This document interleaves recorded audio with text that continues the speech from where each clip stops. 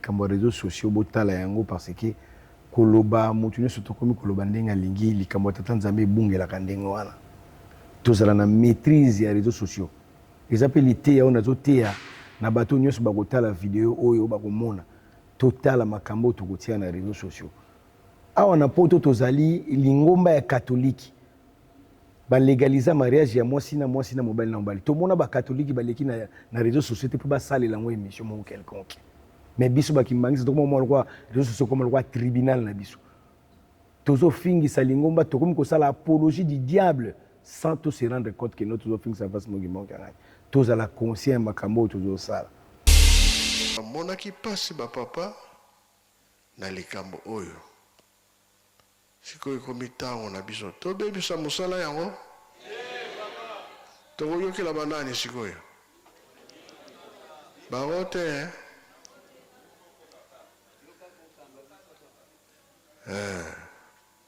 tobebisa mosala te mingi baza koloba makambo ya ndenge na ndenge me biso tokodeveille te batata bamonaki pasi tata kimbango bamonaki pasi yango toza kolanda ndenge bango batikelaki biso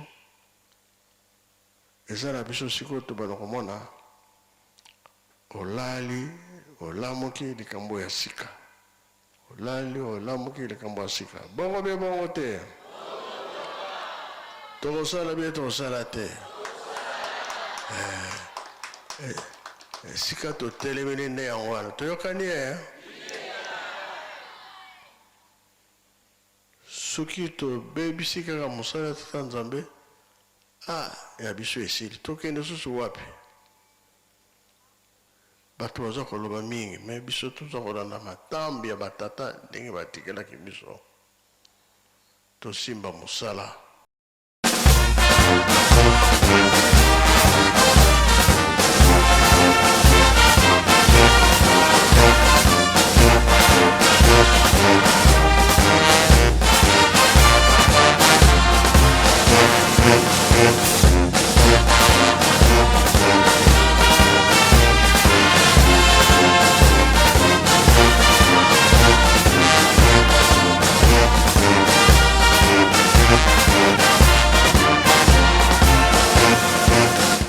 bandeko balandi bana papa Simon Kimbangu mbote na bino banso besika bozwami na mokola lelo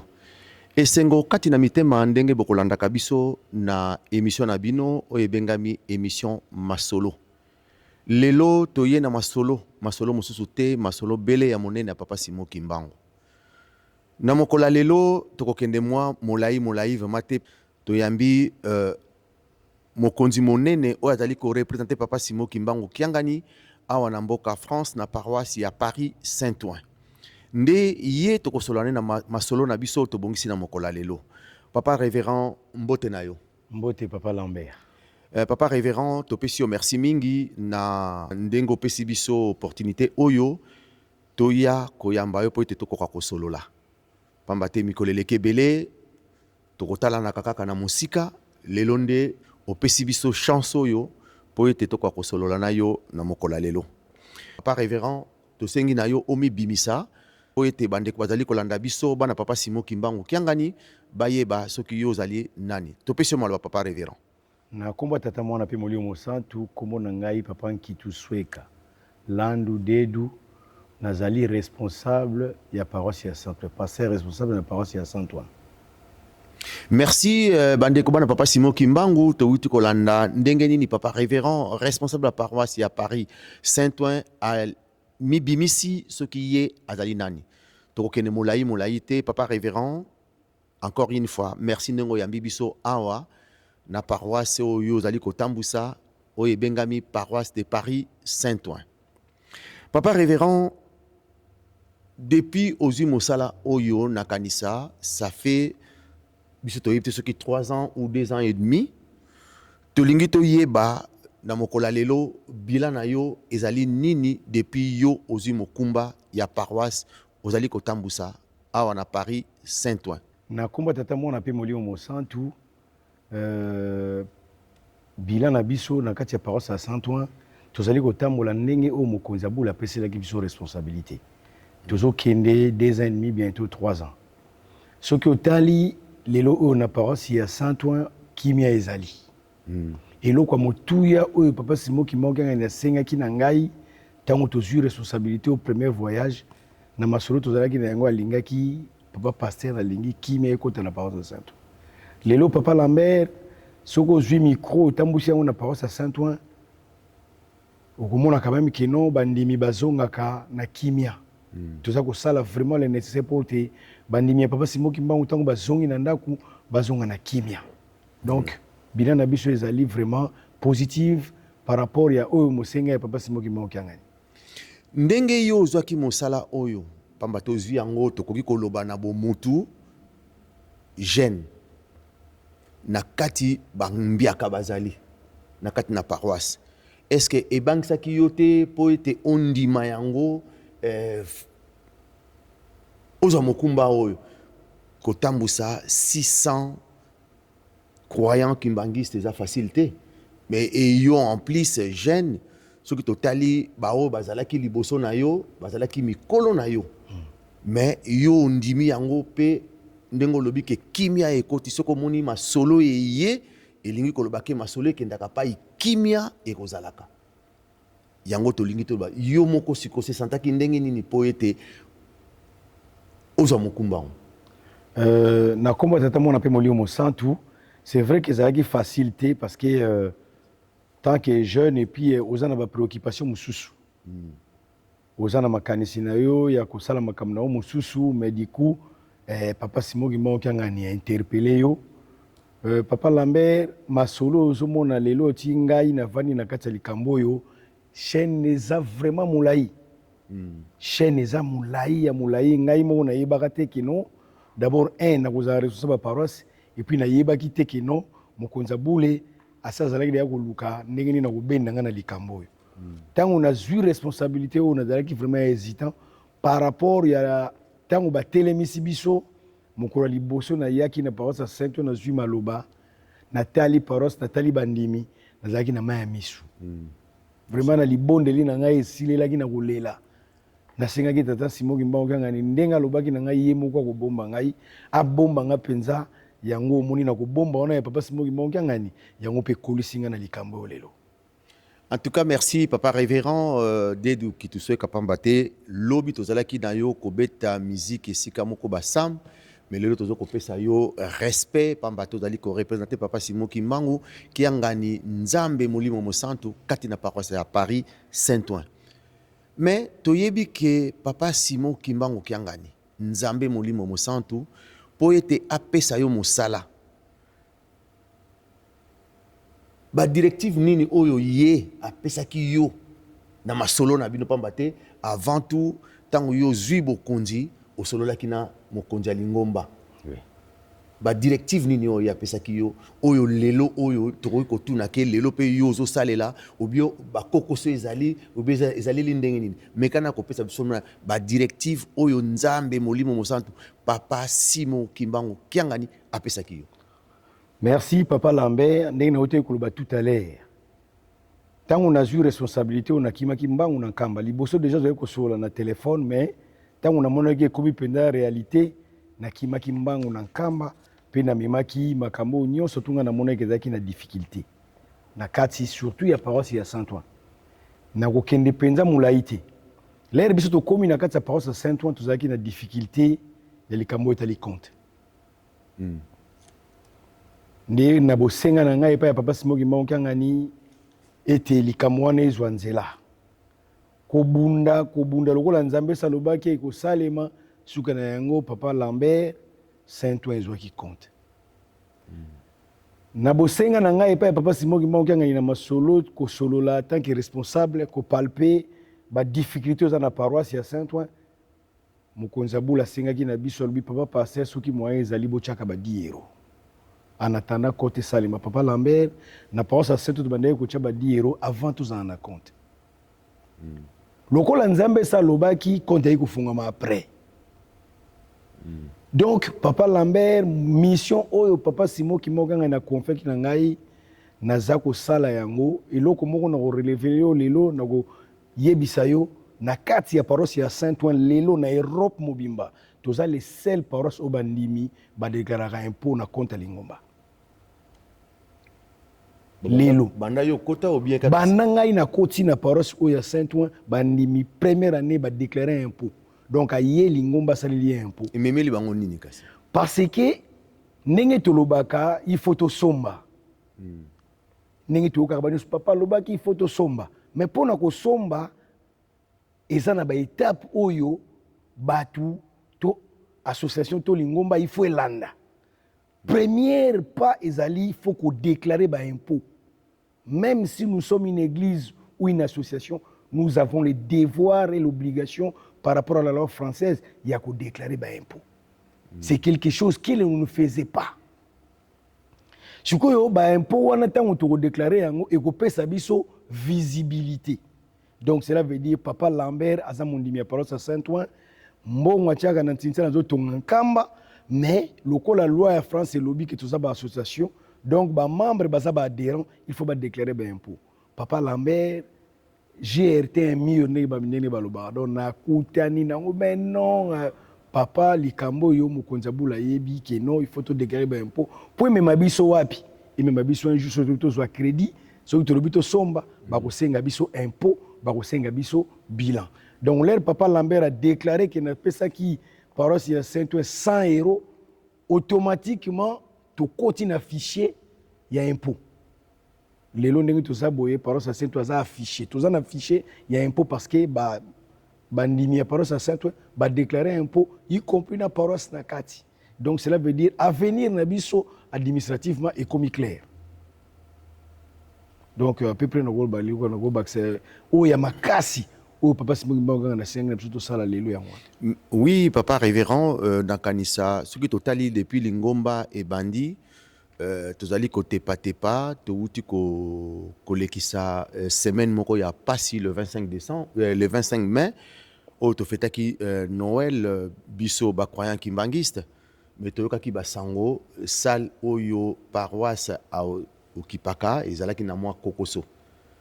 mais sikoyo ba directive au papa Simon Kimbangu ki anga na pesa ki yo na kati na likambo wana sikoyo pendant 3 ans yo ye au lobby ko sali 3 ans bilan na yo zali positif mais ça les alités o ko expliquer biso ndenge na komwa tata mwana pe molimo mosantu papa Lambert ndenge tozali lelo oyo paroisse ya Saint-Ouen azana capacité ya kosala likambo wana mais ndenge tolobaka tango Moïse abimesaki bana ya Israël na bawumbu data palandaki bango mpona kopesa masengenya na ye lelo oyo na kati ya paroisse ya Saint-Ouen problème ezosalela biso pasi yango wana mais lelo du fait que tozwi problème j'espère que mwana nyonso ya paroisse ya Saint-Ouen mondimi ya paroisse ya Saint-Ouen a comprendre que tozalaki na nzela oyo papa Simoki ngani apesaki na biso tolanda peut-être du fait ya kolanda nzela wana te yango ememi biso na makambo to vivre na paroisse ya Saint-Ouen parce que papa Lambert nyonso tout pas à 100% o mokonzi zale koloba na ngai soki boluki na bilili bokomona na zalaki koloba yango lelo na lobeli liboso na bina zalaki koloba papa Simoki na bito sala boye mais bozalaki kolinga koyoka te lelo etala sike ememi biso mais lokola nzambe abimisi biso et que tokufi na esika wana te cela veut dire nzambe a racheté biso apesi biso susu possibilité papa Lambert na mikolo koya tokozwa susu ba caméra po totambola batata na ba maman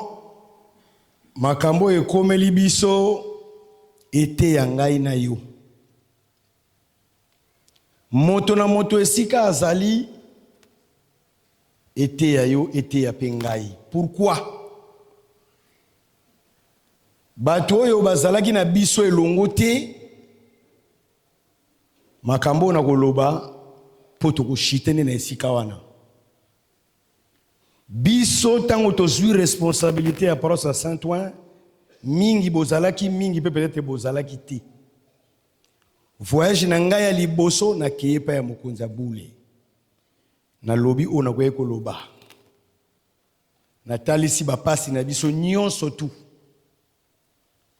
mokonza bule asaleli biso ligne de conduite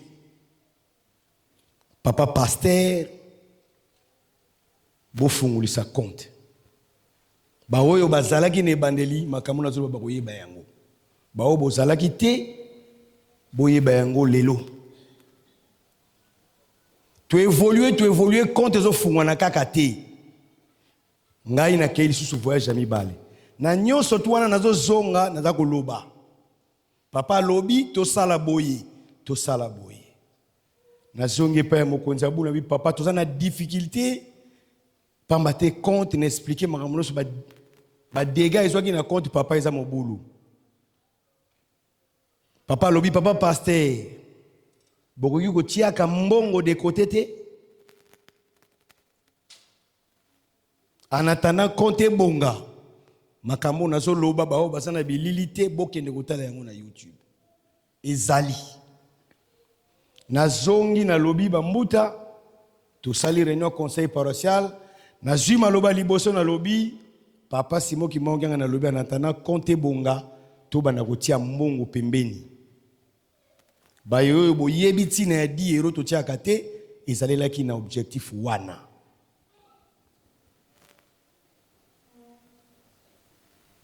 tu évoluer tu tiens mayele tu tiens volonté tu luki même ba avocat ba compte mi balé ya paroisse ko zwa nzela ba tatana ba maman oyo to vivre lelo ete ya ngai na yo oyo to vivre lelo ete ya ngai na yo Joseph azalaki na ndako ya Pontifar nzamba azali koyebisa Joseph bima Joseph avani na ye kimia na ndako ya Pontifar nzamba alobi Joseph bima Joseph alingi te amikangisi na ndako ya Pontifar suka na yango mwasi ya Pontifar alobi Joseph alinga bima na ngai bakangi Joseph abimeli na boloko nzamba bimisi Joseph mais Joseph a se retrouvé na prison po ayoka kite tangu nazalaki koya onazoloba papa Simon Kimbangu alobi to sala projet to luka esika to kende lingomba oyo eza ya molimo mosantu lingomba oyo ezali groupe de prière te maloba ona zalaki koloba liboso ezalaki maloba ona zalaki kozwa epai ya mokonzi abule mais biso nyonso tu tokoti na biso na makanisi na biso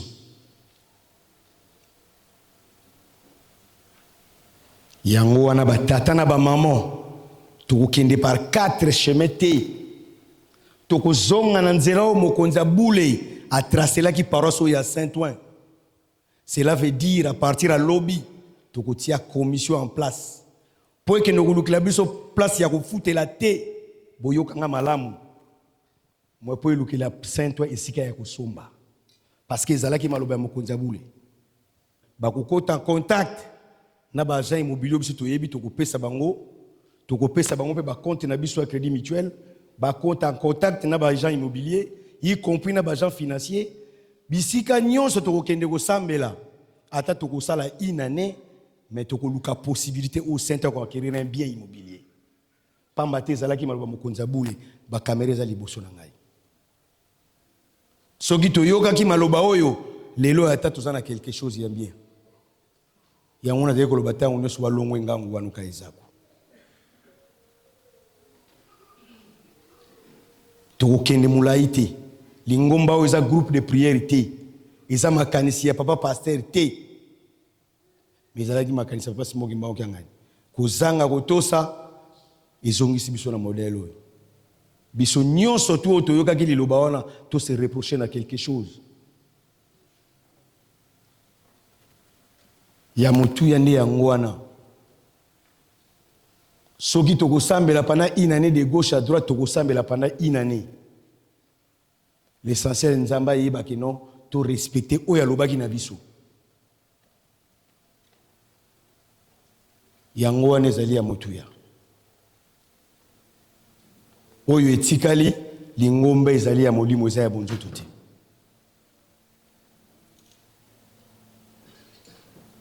Tobundi pour te faire le compte à crédit mutuel. Bisogno surtout to yebi yango. Mais pour nani nzamba pesa ki biso chance wa.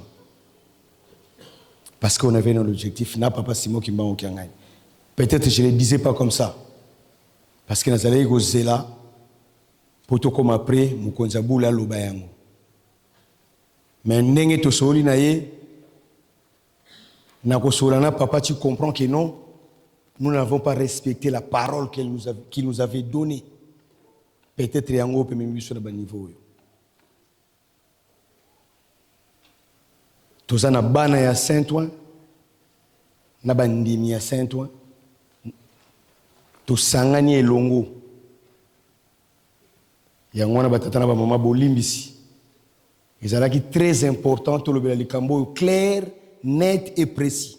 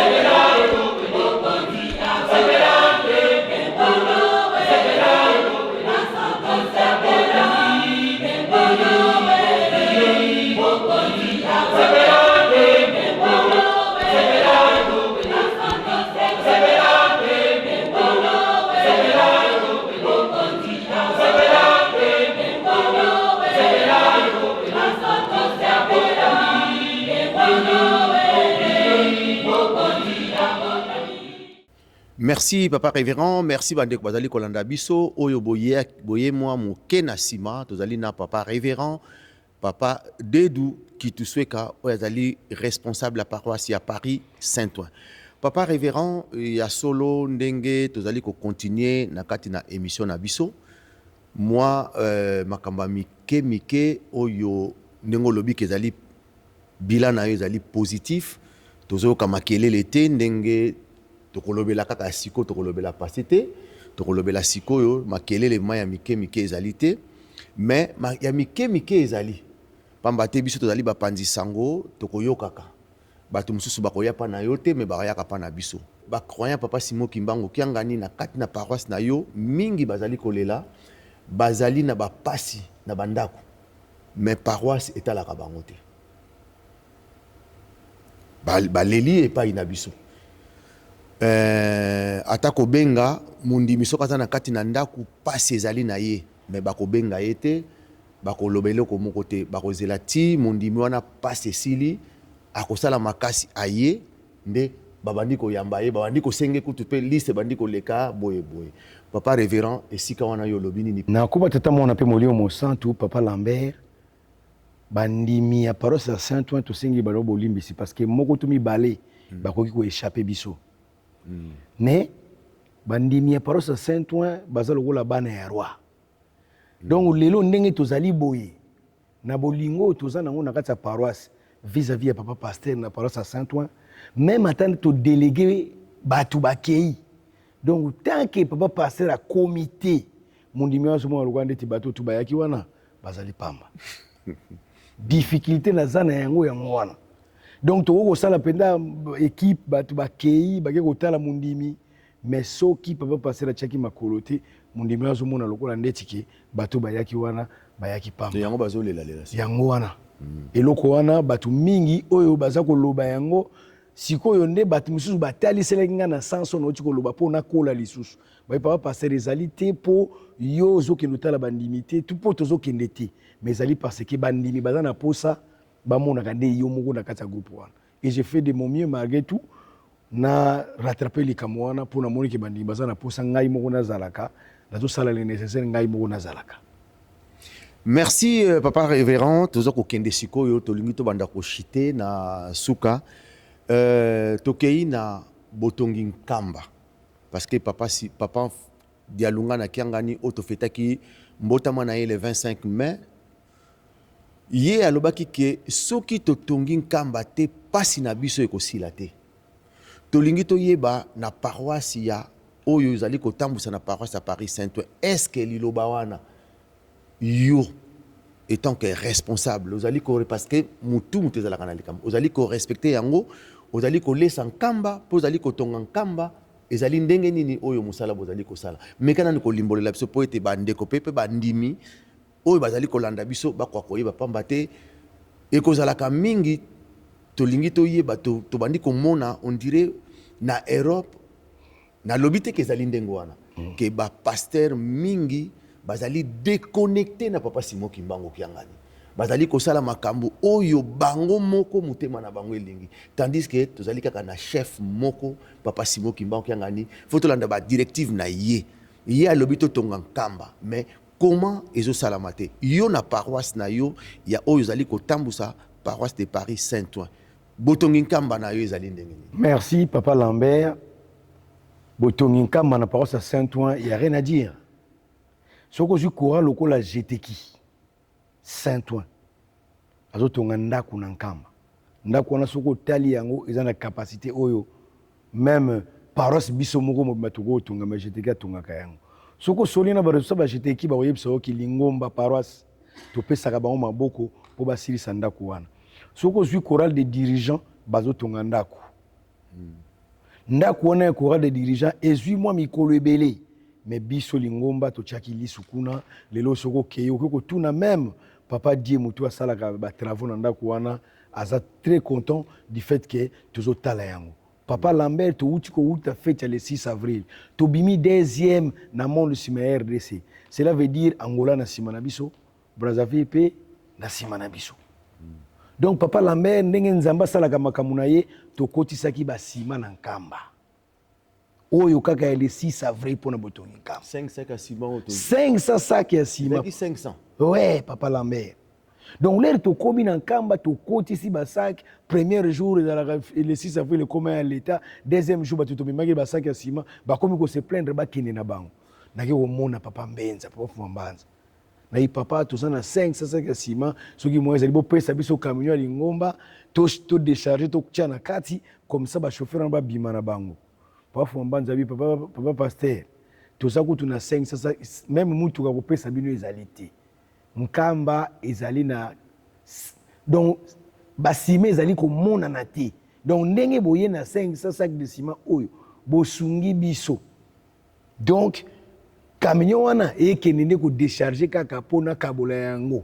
donc nga nafukami nayaki kokanisa papa Lambert na défilé na parcade nakomi 500 sacs ya ciment et pourtant nakotisa camion na basima na kati tomemaki paratonnerre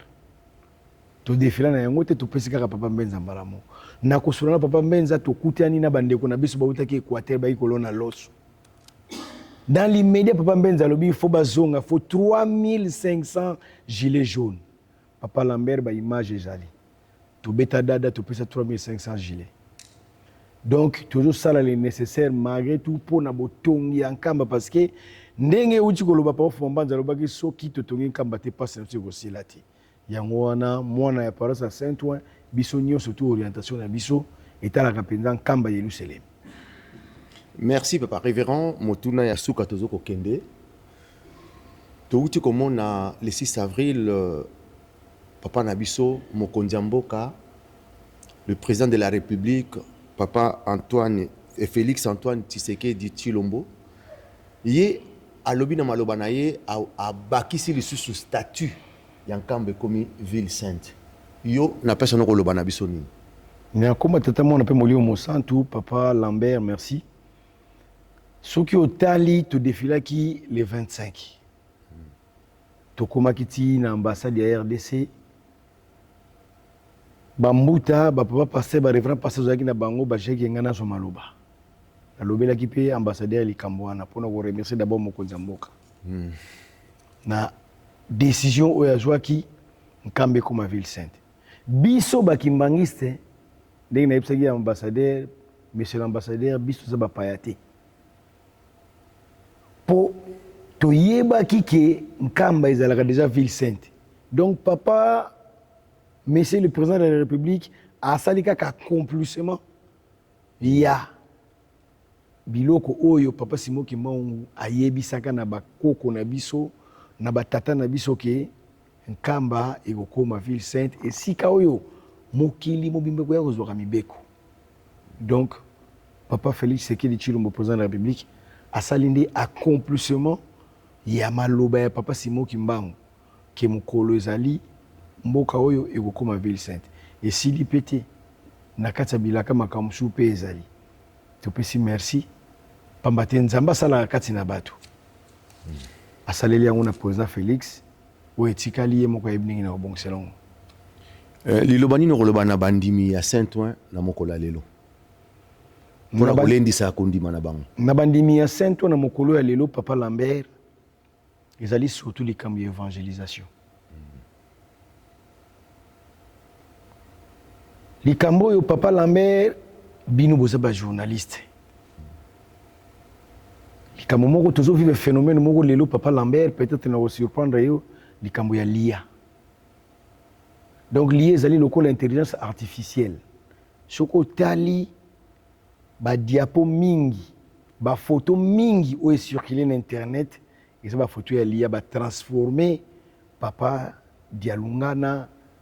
bafoto papa Lambert biso totiaka bafoto bapapa na bandako na biso évangélisation esala mosala na yango lelo ti okomona ndenge papa Diangi azalaki koloba ete lingomba ya bamormon ebungaki mpona kolongola mibeko lelo tokomi kose retrouver na bafoto ya bapapa ya balia c'est un danger biso totiaka bafoto ya bapapa na bandako mais papa Lambert lobi bana na biso bakotia bafoto balia na ndako azokanisa lokola atie photo originale ya papa évangélisation esala mosala na yango etala makambo oyo bandimi bakomi na perdiction surtout na réseaux sociaux ndenge tozali koloba na yo papa Lambert likambo ya réseaux sociaux botala yango parce que koloba motu nyonso tokomi koloba ndenge alingi likambo ya tata nzambe ebungelaka ndenge wana tozala na maîtrise ya réseaux sociaux eza mpe liteya oyo nazoteya na bato nyonso bakotala video oyo bakomona totala makambo tokotia na réseaux sociaux awa na poto tozali lingomba ya katoliki balégaliser mariage ya mwasi na mobali na mobali tomona bakatolike baleki na réseaux sociaux te mpo basalela yango émission moko quelconque mais biso bakimbangisa tokomona lokwa réseaux sociaux koma lokwa tribunal na biso tozofingisa lingomba tokomi kosala apologie du diable sans to se rendre compte que notre tozofingisa mpasi mokimoko yangai tozala conscient ya makambo oyo tozosala mais likambo nauti kosoulever papa Lambert ya lia eza capital tokomi komona bafoto ya papa Simon Kimbangu kiangani bafoto meme ya bapapa Mbenza ne tozalaki le 25 mai awa ya papa Dialunga na kutu n'en parlons pas donc totala likambo wana na évangélisation biso na paroisse à Saint-Ouen tozali kosala makasi na évangélisation parce que tozalaka déjà na soirée spirituelle ezalaka oyo toresponsabilisaka bachoral baindividité donc par exemple cette semaine mobimba tokoloba lokola koreki bino bato bokoteya biso na soirée donc du coup koreki akopona bajeune ou bato oyo ya kopesa na lingomba lundi mardi mercredi jeudi vendredi oyo babando ya koteya biso na soirée po likambo wana ezwa nzela nasilisi wana papa Lambert na mutuna na yo. Merci tokomi na suka ya émission na biso pona masolo Kimbangu yo lobini. Papa Lambert yebi yango pe na yebi yango papa Lambert na yebi yango makasi masolo Kimbangu ebandi lelo te masolo Kimbangu esali déjà ba épreuve na yango surtout na réseaux sociaux l'air wana kutu ezalaki déjà na facilité ndenge komi lelo te ndenge tozomona moto azwi kaka portable na ye abandi kosala na ye tout et n'importe quoi lero bino bandaki makambo ezalaki difficile faut somba internet faut ndenge tomona na ba Afrique lero wana ezalaki nanu bongo donc faut luka ba méga po kota réseau banini mais bobundi ti lelo nzamba pambola bino apesa yo surtout makasi ni équipe no mobimba po ete musalo bozo sala ekosunga biso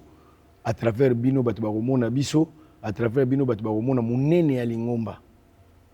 soki na kokoloba mpona émission masolo. Merci papa révérend, merci bande kozali kolanda biso bana papa Simon Kimbangu na kanto tokomi na suka émission na biso